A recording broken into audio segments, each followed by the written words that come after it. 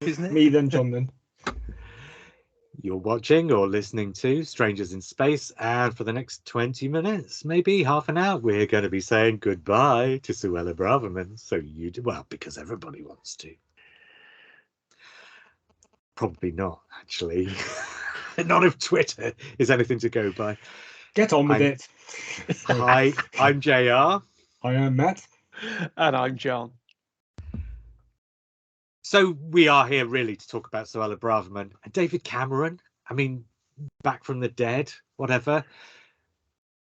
We haven't. Norton, thank you.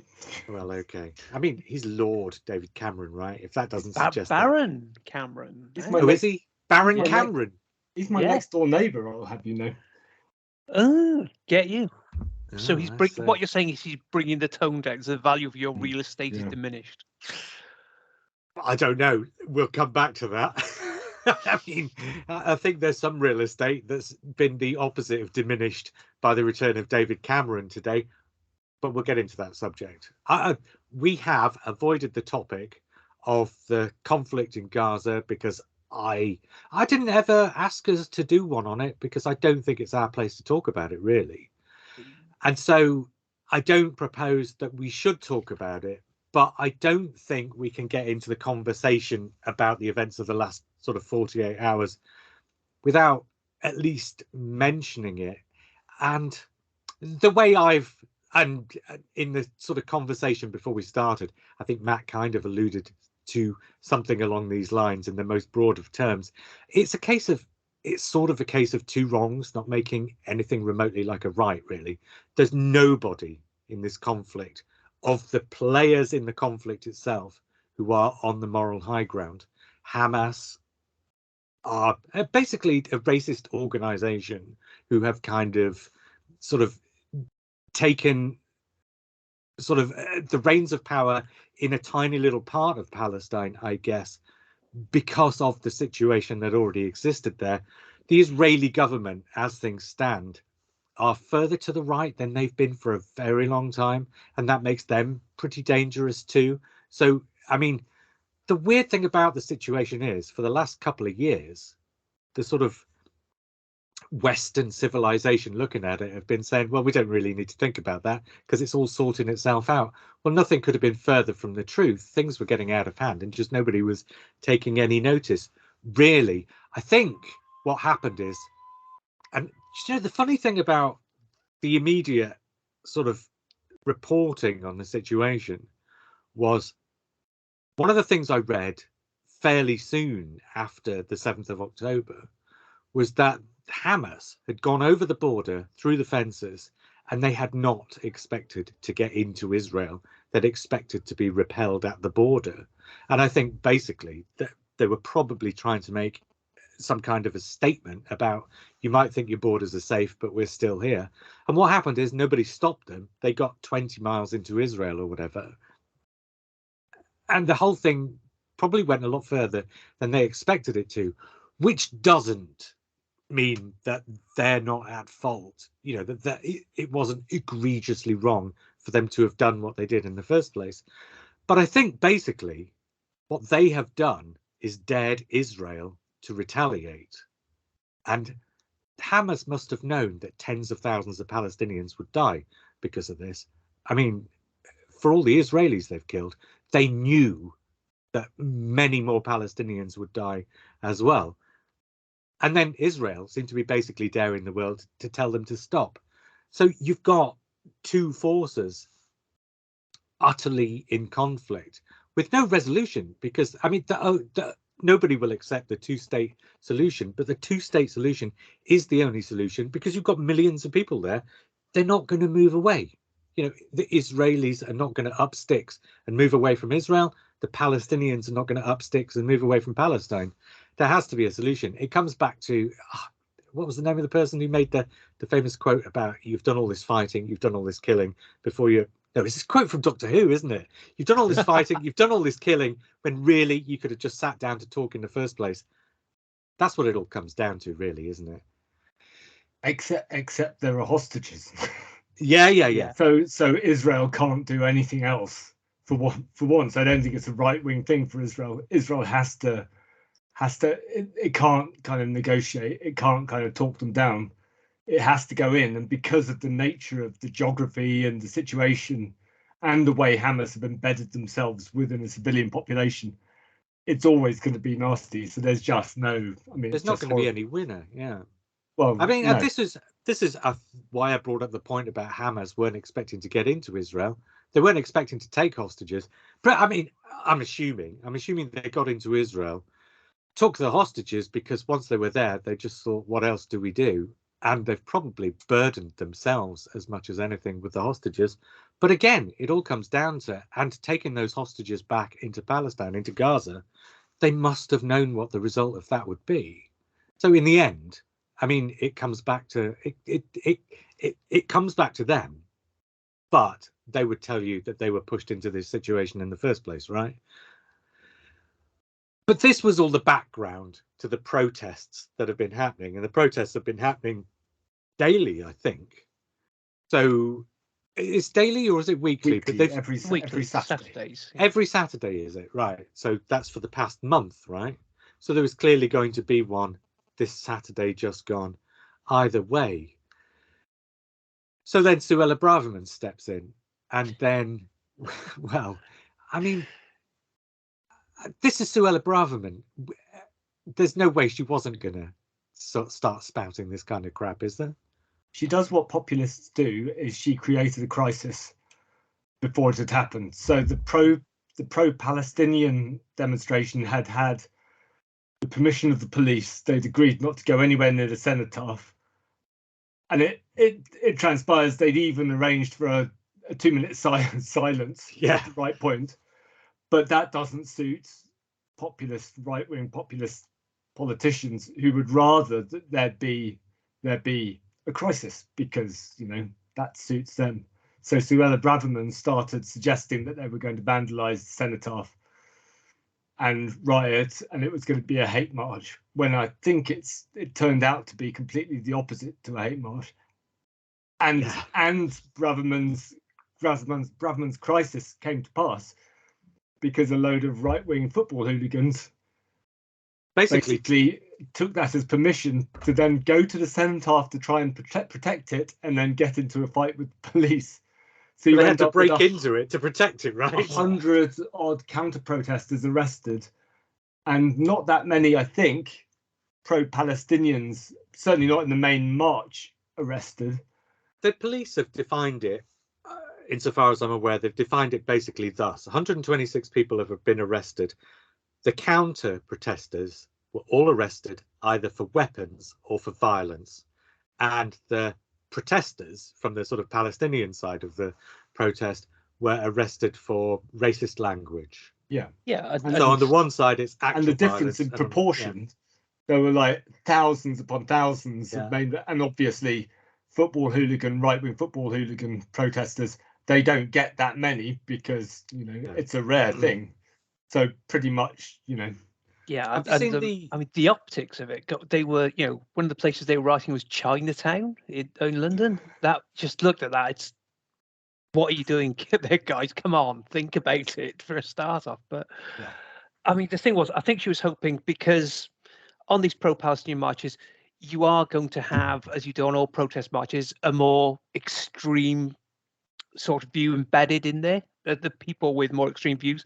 So she wanted to focus on those more extremists, so she could point to the few arrests. You know, she'd ignore the statistics, the amount, and she'd just point and say, these are people are not fit to, you know, be essentially let out on the street. So it's to, you know, it's emphasizing the authoritarian angle.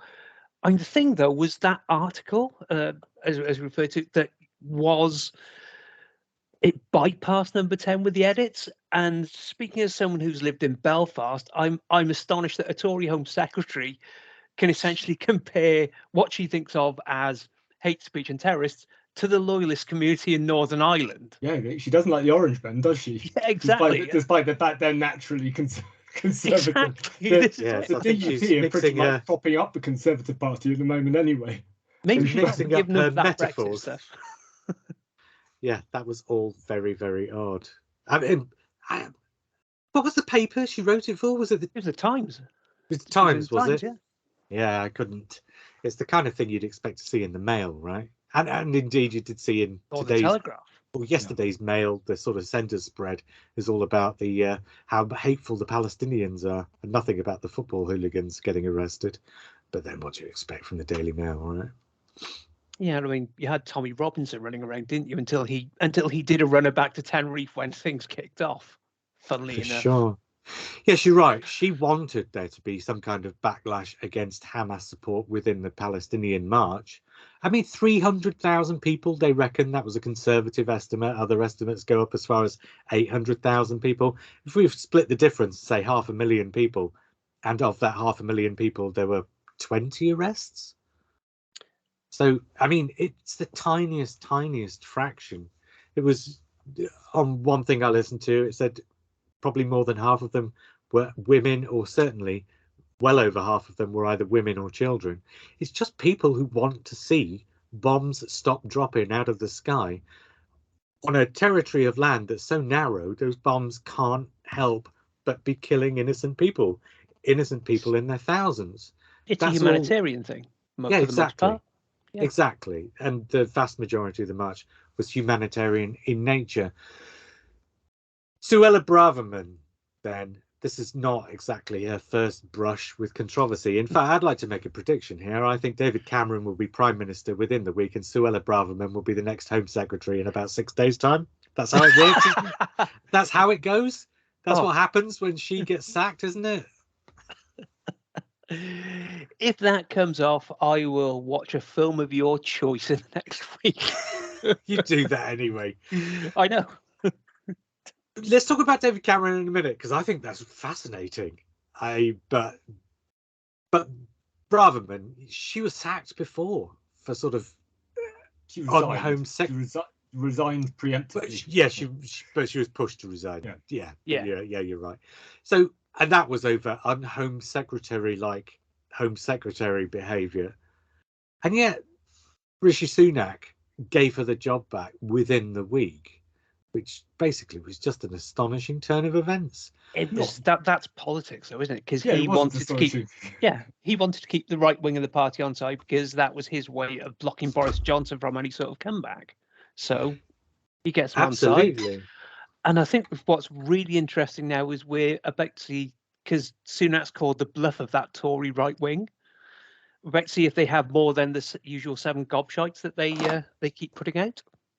The weird thing is, Sunak's pretty right-wing himself. He's not far off being in amongst that crowd anyway. Part of the reason why he seemed to be happy with Suella Braverman this far, because she's lasted a year, and this is not her first sort of turn of phrase that's caused consternation by any stretch of the imagination.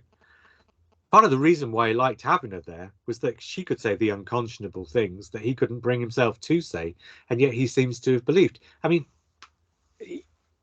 for all the talk that he was going to settle the Tory party down and that, there's been quite a lot of populist activity from his sort of office anyway. All this stuff about, the sort of the stuff they're doing with cars and petrol and all this kind of stuff is populist measures. It's measures not designed to be for the good of the country or for the good of the people in the country, but for the good of the popularity of the party. And he's certainly in that right wing. So it seems odd. I mean, I guess the question I want to ask is, instead of giving Suella Braverman the job back, after all the trouble that she'd already caused, is there nobody else he could have found? Is there no other way he could have done it? I don't think he's an ideologue. So I think he is right wing. Yeah. I don't think he's firmly committed to any particular political persuasion. I think he's firmly right wing when it suits him. Yeah, probably. I think the Tory party are in the same position they were, when they started cycling through prime ministers. They basically had a brain drain of all the experienced MPs, with Boris Johnson sort of taking the whip away from Ken Clarke and blah blah, and so there is a lack of people to turn to. So who you can't keep shuffling people around hoping that one of them is going to be a better Home Secretary. And then, of course, the other thing is, for all that they've got this sort of vast majority of MPs in Parliament, they've been through 4 prime ministers in the last sort of handful of years. And every time you get a new prime minister, that brings more rifts and division into the party, because some people get promoted and some people get ignored. And each time there's a sort of shuffle around of a prime minister, there's a shuffle around of the sort of supporting faction. And in the end, they run out of people, I guess, to give those jobs to. Well, this was something they were saying today about Cameron coming back in, because obviously they've had to give him a peerage to, so that he can do the job. It's essentially saying there's no one else good enough to do the one of the 4 great officers of state in the party, which is a hell of a thing to tell your party. Also, I think it says something else, actually, but we'll perhaps come back to that. I think there are 2 sides. There are 2 sides to it. Firstly, I think it's probably a good move. There could be construed as being a good move because Cameron has won an election or 2, basically. He also, more or less. he's been in coalition. He's a pragmatist. He's experienced, and he's known around the world. So he's not a bad choice for Foreign Secretary. Yeah, I think the principle's good. But now Sunak has Cameron as Foreign Secretary and Jeremy Hunt as Chancellor. So Sunak basically is weakening his own position. He's not the strongest leader of the Conservative Party there's ever been, because he's not stamping his authority. He only just managed to get rid of Suella Braverman. And there's 2 sides. That could be a gutsy move, but it's a sign of weakness as well, because you replace them with people who are more authority than you do. I do think that Cameron on principle is not a bad choice. A former prime minister has the contacts around the world. As a foreign secretary. I just think that I'll go back to something my wife was telling me off Rory Stewart's book. It's like when Cameron went to Afghanistan, he went in for 6 hours and considered himself an expert. He is, he's less chaotic in presentation than Boris Johnson, but he was known as well for not working on the weekend when he was prime minister. He's not a man over the details. Rory Stewart said he purposefully didn't appoint experts into cabinet positions because they'd have opinions. So he doesn't come out very well through Rory Stewart's book. But on a personal note, reflecting on it, so this is why I see comments saying, "Oh my God, they've appointed David Cameron as Foreign Secretary, another Tory," as if somehow Sunak was going to appoint Jeremy Corbyn or Keir Starmer as Foreign Secretary and Rachel Reeves as Home Secretary. Out of all the Tories they could appoint, Cameron's politics are probably as close to mine as Tories can get. I mean, he's socially liberal. He was a Remainer, of course. He is a Remainer. Yeah, it means that when the Rwanda decision goes through the court and they basically confirm that Rwanda is illegal, it means the Tory party is less likely to pull away from the European Court of Human Rights, because Cameron would never agree to that, because Cameron is pro institutions and pro constitution, pro the system. He was anti-House of. This is the other irony. He was anti-House of Lords. He wanted to abolish the House of Lords effectively. That was one of his first failings. Was he wasn't able to get the change to the House of Lords. If he'd done that, he may not have been able to be Foreign Secretary. And I think this comes to what my point about the appointment itself today goes to, and that is that all weekend, and insiders have said it was going to happen on Monday. All weekend, the story is Rishi Sunak looks weak because he's not got rid of Braverman yet, but he is getting rid of her on Monday, at which point he's not going to look strong. He's going to cause a civil war in the Tory party. And despite the fact that far right wing of the Tory party might only be perhaps 30 MPs, or maybe perhaps 60 or 70 MPs, but sort of 30 or 40 who are out as far right MPs, and maybe some support for them who aren't. But the point being, it's a lot less than half the party. But that half the party is very, very vocal. And it looked like the reason why he was dithering over sacking Braverman was to try and avoid causing a civil war. I think he's pulled a stroke of genius here. I mean, I think he's an idiot in lots and lots of other ways. But I think, and I don't know if this was his idea. I can only assume it was somebody else's idea. And I think they've really earned their money today. So all day I've been expecting Braverman to be sacked today because we heard from an insider that that was going to happen. But I've been at work, so I've not been able to look. I finished work. I opened up my phone expecting to see Suella Braverman was sacked. And what do I see? The entire screen is filled with David Cameron's appointed as Foreign Secretary, because he's taken the sting out of her sacking by making the story be about something else.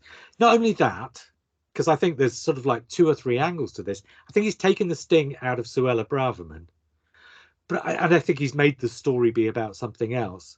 But I think also in that one change of personnel, and I know other personnel are shuffling around the sort of cabinet, but in that one change of personnel, he makes this government that looked like this sort of far right leaning, populist, jackbooted sort of government going for the jugular and all this. It looked like a really horrible, sort of bigoted government. It looked horrendous.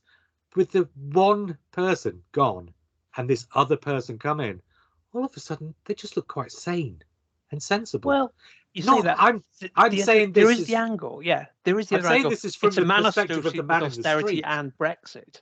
So, but from it the remains to see perspective how of it the plays out. yeah. Oh no, I'm not talking about for political commentators. I'm talking about to the man in the street. All of a sudden, the government looks so much more sensible than it did, and they've Cameron just switched. Is associated with those two things inextricably. So, yeah, so we Cameron, don't know how it's playing out. The gamble is Cameron comes with baggage, and he comes with scandals that kind of came to light after he stopped being prime minister, and nobody really kind of pursued them, or they didn't make a big thing of them because he was writing his book in his shed in his garden, so it didn't really matter. Very evasive on that earlier. It's all done and behind me. Yeah, it never got dealt with. Yeah, and nothing's done and behind you when it comes to an election. No. The Prime Minister's question time is going to be very interesting on Wednesday. Yeah, it'll be interesting to see how long Cameron lasts, because I'm not sure. I mean, there's only a year till the election. I don't know if this is an appointment that's supposed to last that year and beyond if they win. I think this is Sunak getting into, like, he's going to the mattresses, as they say in The Godfather. It's basically he's fortifying the Tory party by bringing Cameron in, because Cameron's won elections before. They said it's gonna. Yeah, it's going. He wouldn't do this job if it was only for 6 months. And I went, yes, he would. There's that sweet life peerage he wanted that he was never going to get while Blair and Brown were taking theirs. Right.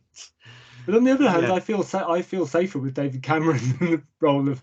So that my theory about foreign secretaries, it doesn't really matter what their personal politics are. The role sort of shapes them because they have to deal with governments across the world. So he can have to deal with Democrats. Yeah. Home Secretary is the flip of that. So Home Secretary, if you're a right-wing Home Secretary, then the position is very right-wing, and that starts shaping policies. So in a sense, for me, it doesn't really matter who's Foreign Secretary, so long as they look presentable. So not Boris Johnson. They're intelligent, which Cameron is, and wily, and they're diplomatic, possibly. Which Cameron is. Wily. He knows he knows other foreign leaders, and he knows the situations and the structures. So I mean, as foreign secretaries go, I don't think he's he's probably going to be one of the better ones we've had in a long, long time. Yeah, and he's probably. And the thing about foreign secretary is you're only as good or as bad as your department. So I mean, it's the same with anything, and I think you're kind of a. Yeah. But I mean, the foreign secretary in particular, I think, is a figurehead rather than a person who sets the tone. Yeah, I suspect a lot. I guess that goes to what Matt was saying just now. Really, a diplomat. I think. Yeah. Similarly, I don't rate Cleverly hugely, but I think that was going to be my next question. What about Cleverly as Home Secretary? He's unlikely to be as, actually, inflammatory as either Braverman or Priti Patel are. So he's going to be probably the best of the recent Home Secretaries, because you're talking Johnson, talking Mattel, you're talking Braverman. He's at least going to keep things a little quieter, so maybe Sunak can get a little more positive coverage for stuff rather than just having to defuse Braverman's landmines all over the shop. From what I've seen about past Home Secretaries of all parties, the role makes you into an attack dog. The role makes you into this kind of law and order kind of seething person. I think, particularly from what you get, the briefings you get. Yes, it's whether you actively work against the police or incite a riot. That's when there's a problem on the horizon. And I don't think Cleverly's going to do that. And I think so. Cameron, I think, has a chance of being a reasonable foreign secretary, but also he'll be on the cabinet, and he's he's on the left of the Tory party, so the cabinet in general is skewed to the left. Therese Coffey is out. Hopefully Lee Anderson will go at some point, because it's just pointless having him as chairman, kind of defending nobody. We are recording this halfway through the reshuffle, aren't we? Because apparently this is ongoing, insofar as I can tell. So you never know.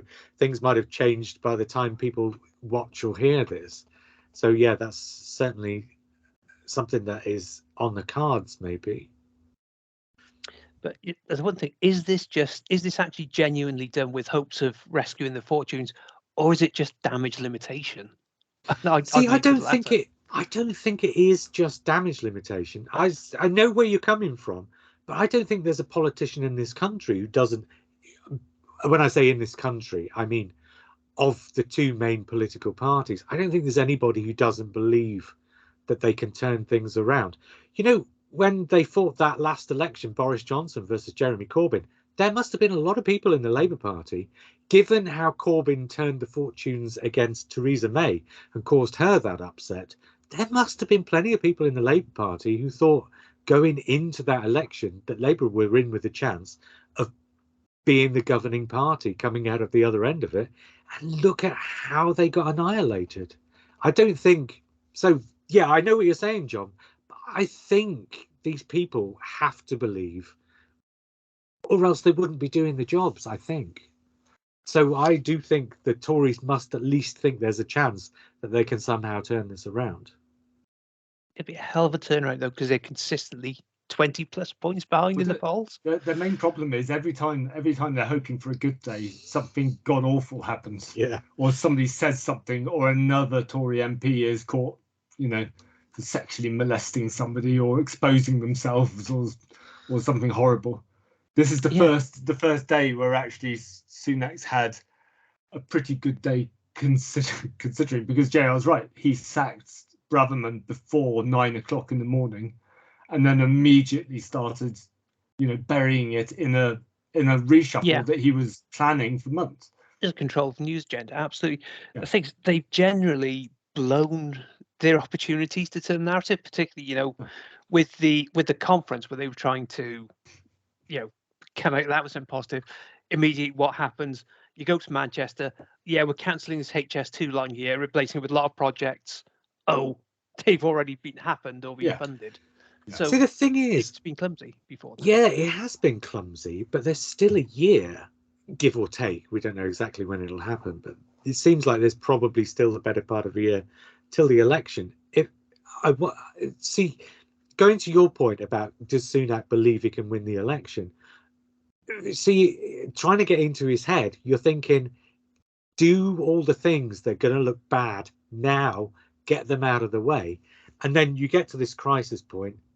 If he reaches this crisis point and gets beyond this, and you've got Sunak with Hunt on one side, Cameron on the other, and Cleverly, if they spend the next 12 months sort of eradicating all the bad news stories that have been, that sort of major thing that's been dogging them for the past 12 months, then, and I'm not saying I think this will happen. I'm not saying I think the polls will narrow, but polls always do narrow.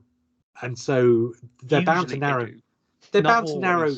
They're bound to narrow at least a little bit. But if Sunak can sort of get the Tory party onto the straight and narrow, so that things start to look less chaotic, I'm not saying I think they stand a chance at the next election. But I'm saying in his mind, he must think that's the way to be able to do something at the next election.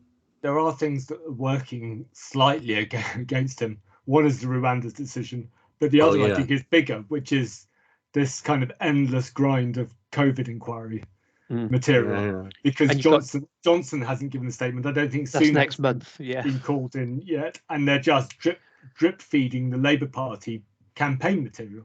I mean, Johnson going in, that's going to be massive because Sunak was working with Johnson during COVID. So Sunak can't get away from that. He seems to be getting away with it, though. I guess but they haven't tackled him yet. That's the thing. No, but he wasn't a policy and they've got a setter. lot of material to put to him now with the Dr. Death stuff. Yeah, sure, but he wasn't one of the main policy setters in terms of the medical stuff. And this Dr. Death thing, it's old news. It's something we all already know. Yeah, but it's eat out to help out. It's against scientific advice. Yeah, but I know, always going to cause that for 3 years, John. That's going to be the fun thing when he goes there. But the point is, we've known a lot of this stuff for years. Yeah. But we're now getting the actual WhatsApps coming out. We are, but it's all being packaged together. And apart from Rishi losing his phone. And it's civil servants talking about it as well, which we haven't. But I think my point is that the COVID inquiry, I don't think it's really touching the government. I think it's touching yesterday's government, or the people who've been and gone mostly. I don't think that will matter when Labour start using it. Maybe. Yeah. I mean, obviously, I hope so. Yeah. But it's when Sunak goes in, it will touch them. It can't help but. And Labour aren't. They're not like limited with what they can choose for election things. They've got Liz Truss as well, just waiting there. Now they've got Suella Braverman that they can use. So it's, and they can use David Cameron now as well. So does Cameron's appointment neuter Truss as well to a degree? I don't think so. I think it's all good for Labour. I think. I mean in terms of, because she's trying to claw her way back. Oh well, yeah. I think she thinks she's going to be prime minister or leader of the opposition or whatever again at some point. I think she just wanted to sell her book. Did you see that the big name on her list, her honours list, has been rejected? By the way, the head of the IEA, Mark Greenwood. Apparently, the honours committee wrote to the Charity Commission to check on their status, and subsequently, he got ruled out. So that was an interesting development. There we go. Well, but I think the Tories have been in power for so long. Yeah, they can't help but have not just skeletons in the cupboard, but skeletons flapping about, in the room out itself. Front. Yeah, and that's just all. I mean, Labour's challenge is to choose which ones to focus on. I think it's not to try and dig up information. It's not like the Republicans in the US kind of trying to dig up stuff on Democrats and kind of failing. Labour doesn't have to do that. It's all there. It's in WhatsApps. It's on the television. I think the thing I worry about is it is all there, but it's been there for a long time, and we've all known about it. And I mean, none of it's new news, is I guess what I'm saying. But if the Tories are, as I say, 20 plus points behind in polls consistently, and the fact is after COVID, after the Cameron scandal, the corruption, the right wing constants of Brexit not getting done and not delivering what was instantly promised. After that, they have an issue getting people to listen to them, and the feeling I think is it's not necessarily massively pro-Labour, but the problem for the Tories, the feeling is anti-Tory. Yeah. So that is a very tough to turn around. And I think Cameron coming back into the cabinet does mean one thing is old news, and I think that's Brexit.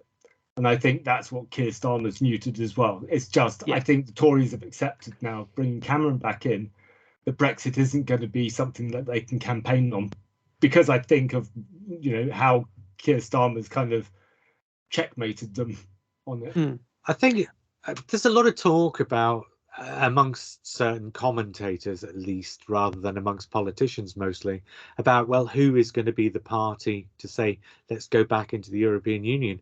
But the thing is, if we went back into the EU, we'd probably have to give up sterling. And if we went back into the EU, we wouldn't be on the same terms as we were before. I don't think we get the same terms, but I don't think we'd have to give up sterling because, for the fact we are slightly diminished, we are still a major economy, which would strengthen the position of the EU. Because we're not looking at what we would offer them. I also not don't, as much There as would we be were, but penalties going back in, I think. But I also don't think we need to rejoin the EU. no, we want to rejoin the common market. Because what struck me when Brexit happened wasn't that we were going to become completely isolationist. It was just that we were going to spend years and years building red tape in order to get back to a position that was roughly like it was when we were in the EU. And I think that's just going to continue. We'll get closer and closer because we need to, until we've got pretty much the same structures in place. We just have less of a say about it, or we have like a sort of a surrogate kind of say of it, or a Switzerland-based something or other, Norway, whatever. And just politically, for the health of the country, I think it's diffusing Brexit as an issue or as an immediate issue is a very sensible thing from both parties.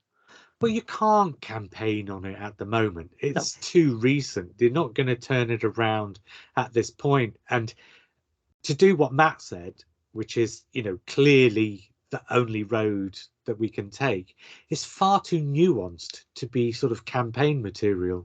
It's not, you can't slogan at doors saying, well, we have to sort of gradually work our way back so that the positions are something approximating this and something approximating this. That's not what you say on people's doorsteps. That's not the kind of stuff you bring up. You vote. Yeah. So you can't campaign on Brexit. So you can't make Brexit something that you need to campaign on. So you've got to kick it into the long grass, at least for now. And this is the thing. Oh, just to finish the point, this is the thing. I think the thing about keeping stuff out of the manifesto is you might not be able to necessarily get stuff that you don't put in the manifesto through Parliament should you win. But if you keep stuff out of the manifesto and bring it up in Parliament afterwards, if you're in a strong enough position, you can still work things, but you don't have to play your hand before you get there. And I think that's the thing with the Labour Party at the moment. And for me, I think they seem a bit dithery because they're not playing their hand on a lot of things that I'd rather they would. But my only hope is that when they actually get there, they'll actually do something about these things. And I think Brexit and the common market and all of this stuff has to be one of those factors. So as long as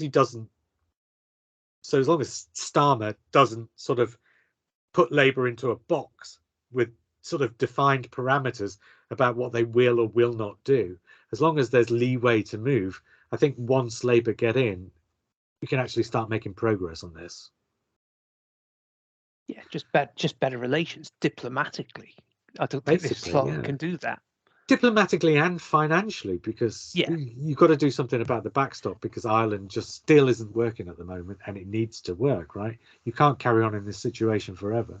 I think one of the things, I don't know, because, but from the outside, it looks like one of the only things that's keeping Ireland going is the sort of being able to look 12 months into the future and say, well, we might not get a solution for 12 months, but in 12 months, sufficient things will have changed that a solution becomes something that's more likely rather than less likely. So it looks like there's an end game in sight. And so people can just keep treading water until they get to the end game, right? I mean, that's what I would be thinking if I was sort of involved, I guess. Is there more that either of you wants to bring up? I guess no. No, it's just fun to see, someone like Theresa Coffey sneaking out the back door today after the disaster. Going in the front door, this is the big thing. Yes. She wasn't supposed to go in the front door, but it turns out they were trying to offer her another position that she turned down. She keeps getting demoted, basically. That's the, down and down and down. Yeah. I mean, I think the only point I'd say is that you saw a lot of quite junior positions resigning today, and I think that is they're going to that 6-month purdah between ministerial jobs and looking to get out, to leverage their connections in the real world.